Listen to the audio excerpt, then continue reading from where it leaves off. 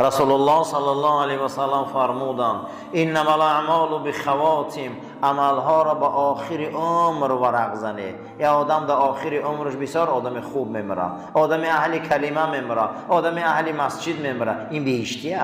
ما سرنوشت رو کار نداریم، آخر عمر چخل میگذریم. از آن پس حالت در شما ایجاد می شود که شما گریه کنید، شما صدقه، شما از بزرگا دعا گیره، شما پدر و مادرتان خرسند کنه، شما از مظلوم دعا گیره. برای ایمان قلب سختان خداوند قلب شما را ملایم میکنه، نمک ایمان برای شما میچشاند. یکم گریه قلب ملایم میکرده، دویم صدقه، سوم دعای بزرگا، چهارم دعای پدر و مادر، پنجم دعای مظلوم. شما گیره میگه چما دلاتون ملایم نمیشده، چما گیریه نمیگه، گیریه میکنه شما دعای اینا رو گیره، در قلب شما احساس پیدا میشود، قلبای شما ملایم میشود، گناههای شما بخشیده میشود. از همه چیزی بزرگ لذت ایمان خداوند در شما میتید، طاعتاتان لذت پیدا میکنه. گناهان و لذت تمام گناه در نظر شما شوم میشود. همین دعای پدر و مادر میگیره آدم یا نه؟ را صدقاً قلب دامن شگی اوچا یا دعایی ته که همین خدا ایمانی منو کامل کنه، شما نمیداده دعا. یا دعایی ته که خدا منو هدایت کنه، شما نمیداده. آدما با دعای مادر اولیا شدن مثل بایزید. آدما با یک رنجش مادر کلمه شهادت گفتن نتانستن مثل علقمه. این دعای پدر و مادر هم بهشت هم دوزخ هم عزت هم آبرو. دعای پدر و مادر یک شبه راه 100 شبه میکنه، دعای پدر و مادر 100 شبه راه یک شب میکنه. برای همین هیچ محل از دعای این بزرگا به نصیب نشوی. علما رو دعا شگیره در حق پدر و مادر، در حق قلب و توفیق ایمان. اکثریت بزرگان اولیاها دعا دادن، علما دعا دادن، بعد از دعای اینها بسیار پیشروی ها کردن. وقتی که دلت ملایم نیست، وقتی گریه کردن نمیتونی پیش خدا دا، گریه کردن نمیتونی ای گناهات، صدقته. یتیما را سرش سیله کن. جناب پیغمبر صلی الله علیه و سلم حدیث گوهربارشان در امام بخاری روایت میکنن، میخواهی که قلبتان ملایم شود. کی میخواهی که قلبش ملایم شود؟ همه ما. میخواهی که دعاهاتان قبول شود؟ کی را میخواد دعاش قبول شود؟ همه ما. میخواهی که خدا حاجتاتان براره؟ کی میخواد که حاجتاش براره شود؟ همه ما. آیا یگان بار به دستاتان در دهن یگان یتیم یگان کلچه های نان طعام مونده؟ پیامبر میگه صحابه را آیا یگان بار با دستان سری یتیم مالیده؟ همش در تگنمی بجای.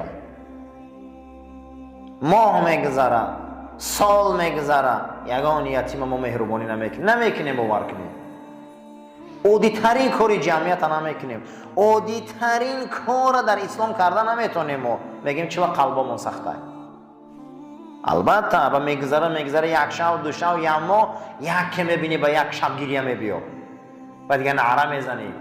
خیلی گریه میکنی که اگر شما در ده ها گشتگی باشه یک چیره میگن، بسیاری مردم ها روچقه میگن، بعضی انسان ها او را یونوچقه میگن.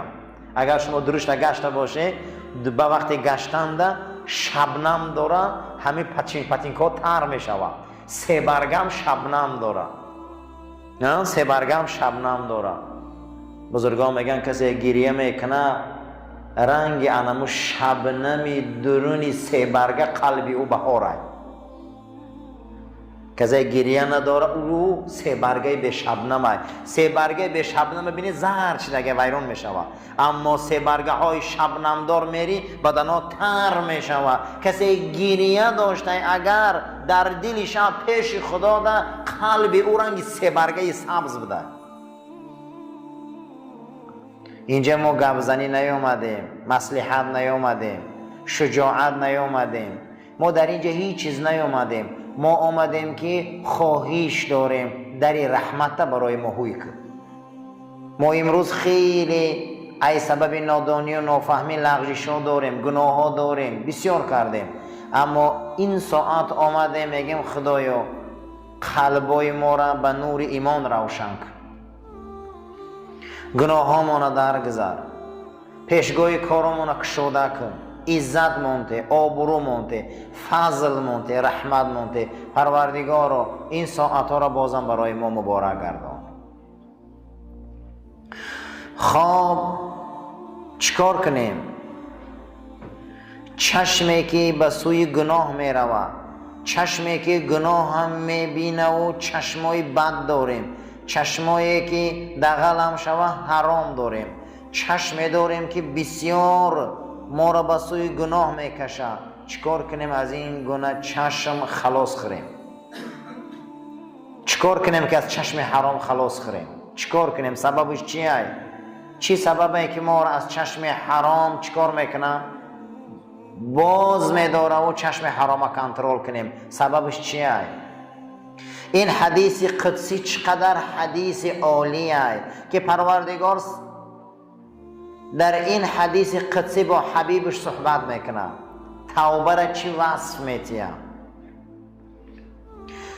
انین المذنبین احب الی من تسبیح المسبحین. خداوند بزرگ با حبیبش حضرت محمد مصطفی صلی الله علیه و سلم در این حدیث قدسی چی یک رحمت عطا کرده برای توبه کننده ها. گفت است که گریه گناهگارا در نزد من ای حبیبم از تسبیح زنا بهتره. اگر ما این چشما را کنترل میکردیم، قدر گریه را میدانستیم، قدر توبه را میدانستیم، ما را چشما ما کنترل میشه. حبیب محمد صلی الله علیه و سلم گریه گناهگارا در نزد من بهتره انایمو تسبیح زنو. وقتی که تو به سوی خدا میبیایی، گریه میکنی، ناله میکنی، میسوزی، از کردگیات پشیمانی میکنی، این از همون تسبیح ها بهتر بوده. خشا به حالی اون انسانه که از کردگیاش گریه میکنه، خشا به حالی اون انسانه که از کردگیاش دست میبرداره، کردگیاش چیکار میکنه؟ پشیمانی میکنه از کارهای کج کردگیش. بعد از او شارع حدیث گفته است بروید به درگاه خداوند ناله کنه، فکر کنه که تا آن گناهایی که کردگی به یادتان بیاید، فکر کنه گناه ها به یادتان بیاید، اصلا به کسی گناهاتان نگوی، زیرا گناه را گفتن و اقرار شدن و در نزد مردم آوازه کردن با یک گناه دیگه می نوشتیم. باید کوشش کنی که گناه تا نگویی، چیزی کردی نکردی نگو، خود دانی و خدا به یادت بیارن اما گناه ها را گریه کن، توبه کن، زوره کن خدا را، برای آنکه ما گریه نداریم که چشممون حرامه، ما پشیمون نیستیم ای گناه کردگی ما، برای ما چشمای ما حرامه. چرا چشمای ما شهوت زده ای؟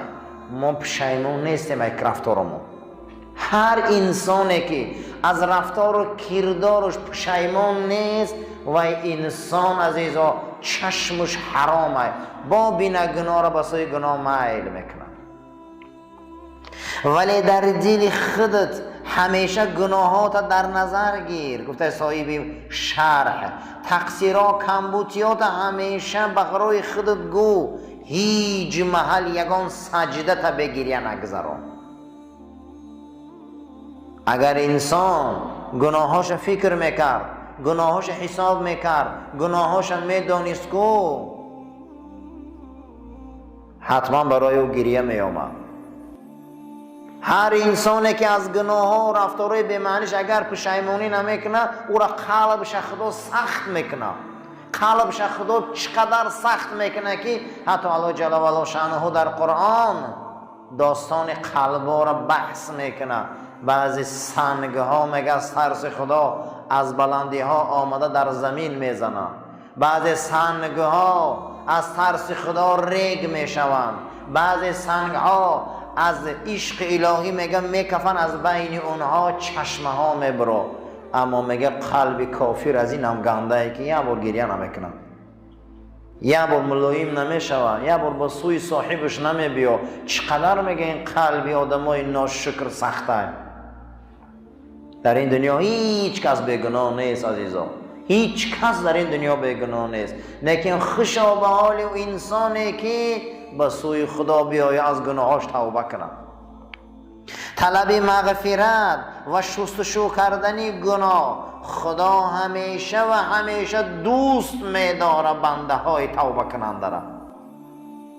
کسی که گناه را میکرده است با گشته آمده توبه میکرده، ای پیشتره را دویم مراتب آبروش بلند میشده است که این یک مراتبه دیگر خاکساریش نشان داد، یک مراتبه دیگر شکستگیش نشان داد.